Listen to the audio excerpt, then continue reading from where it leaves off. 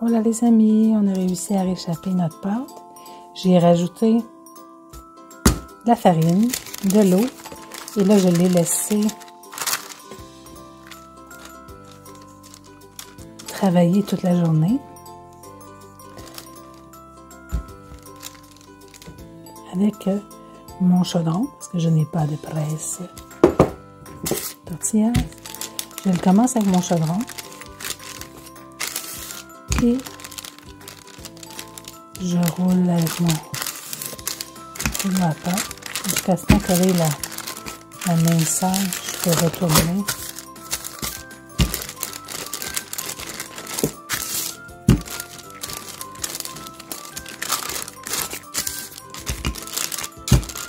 Je sais que ça ne peut pas aussi parfaite qu'avec le presse tortillas, mais l'important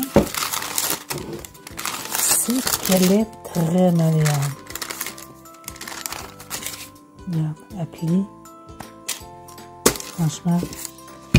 Donc, si je refais éventuellement des tortillas, je vais mettre farine de maïs, peut-être 3/4 farine de maïs et 1/4 farine blanche.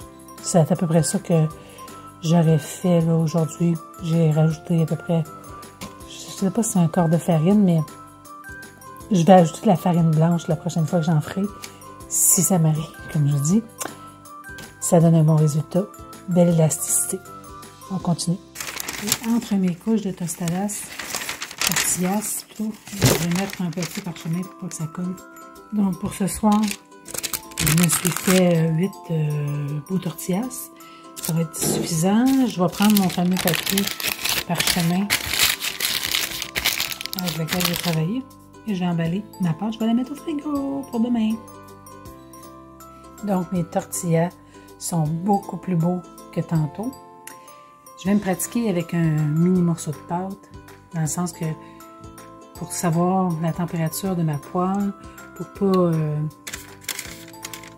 briser une tortillasse, je vais attendre que ma température ait atteint la bonne température parce que je veux le voir.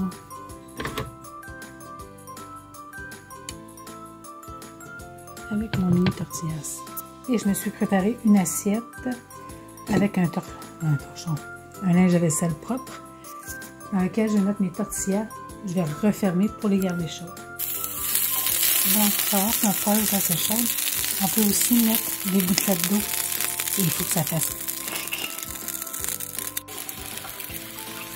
Donc, on entend le grésillement. C'est bon signe.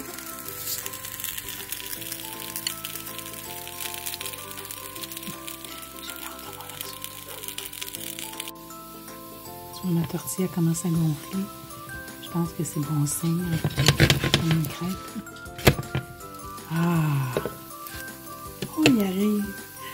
Ah, ma tante est contente! Et là, je regarde la flexibilité de ma tortilla. Tu vois, elle plie. Parce que je vais faire des quesadillas. Donc, on essaie ça tantôt. Donc, comme je disais, je vais faire une première cuisson. Ah, regarde, elles sont belles! Je suis contente!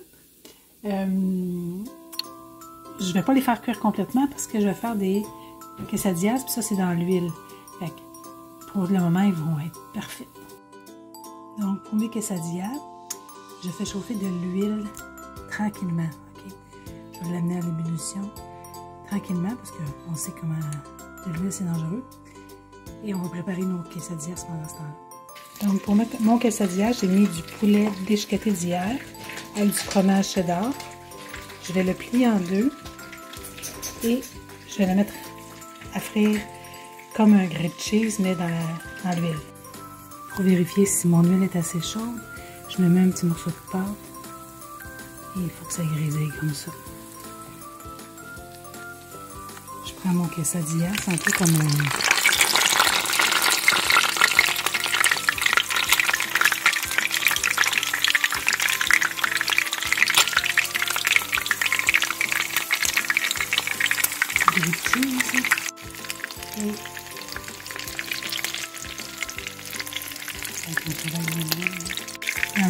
dans le fond, on fait qu'il soit frais sais qu'il y a une belle dorure, là. Ça va bien bon. C'est quand même gros, là. Je vais le mettre sur un essuie-tout pour imbiber le plus possible de gras. Donc, voici mes quesadillas maison. On va garnir de salsa verde.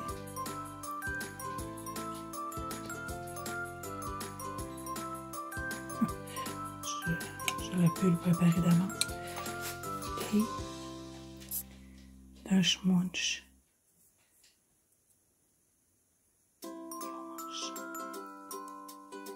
Comme ça.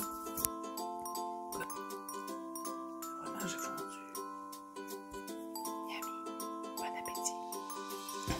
J'ai oublié de vous dire, pour la photo, j'ai mis la garniture sur le dessus. Mais tu sais, si on veut faire moins cochon, on ouvre notre quesadillas et on met notre garniture, dans le sens notre salsa et notre crème sucre. À l'intérieur, on peut mettre de la coriandre, on peut mettre du guacamole. Il m'en reste, là, je peux en mettre. Ça va être... C'est vraiment délicieux. Encore une petite remarque, une bouchée de moins. Le quesadillas n'a pas besoin d'avoir de poulet. Le quesadillas, il peut être fait seulement avec du fromage, comme un grilled cheese, puis on garnit à la fin.